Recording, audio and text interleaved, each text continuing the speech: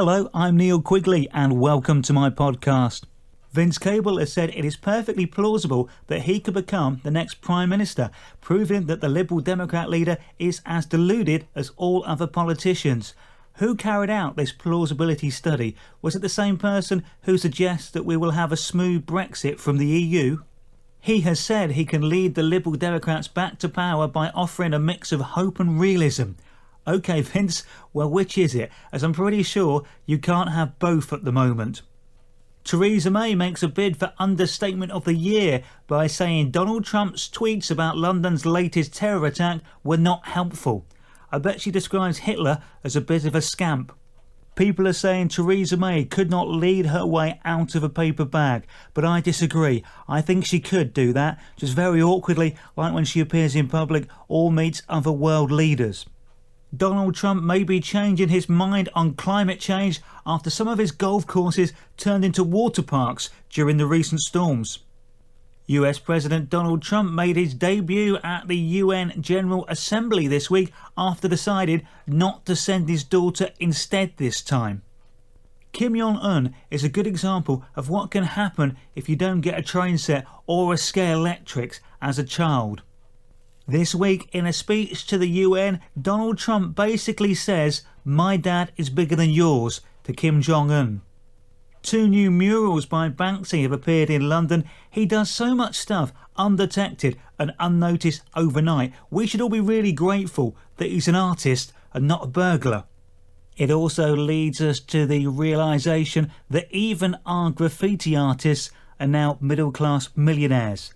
Hashtag Broken Britain.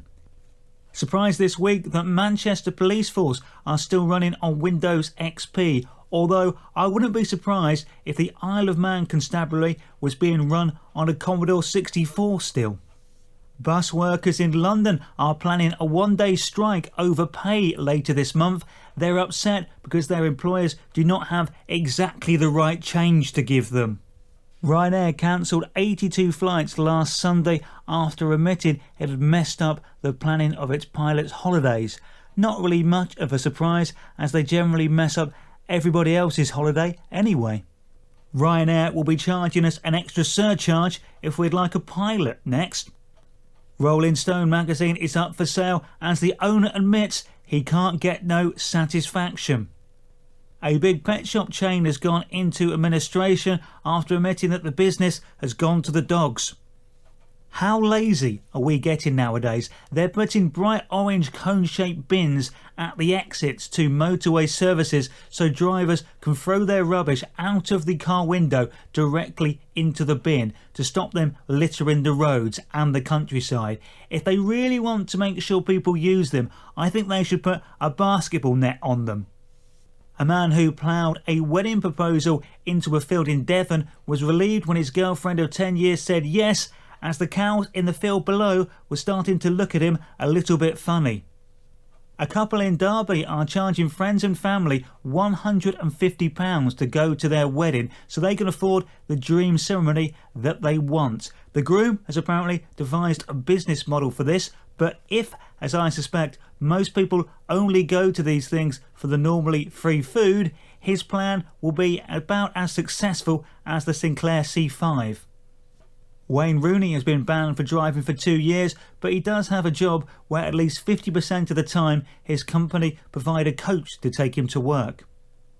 According to a new survey, some students have £10,000 gambling debts, or to put it another way, debts to cover their university fees in the hope they will get a job at the end of it. Paddy Power are seemingly doing their best to see how many people they can offend this week with their adverts. Turns out they're doing very well, as they've achieved pretty much everybody. I mean, what were the odds on that, I wonder? Barn owls keep their acute sense of hearing well into old age, scientists have discovered. I mean, it's probably helped by the fact they only go out at night, and as far as I'm aware, they don't spend hours listening to loud music through headphones. A biker was jailed for pulling wheelies and taking selfies on the M6. He was probably just celebrating the fact the road was actually clear and not blocked by an accident. Once again this week, sad news as the world's oldest woman dies. It's like a poisoned chalice. Everyone who gets that accolade then dies. That's it for this week. See you next week. Thanks very much for listening.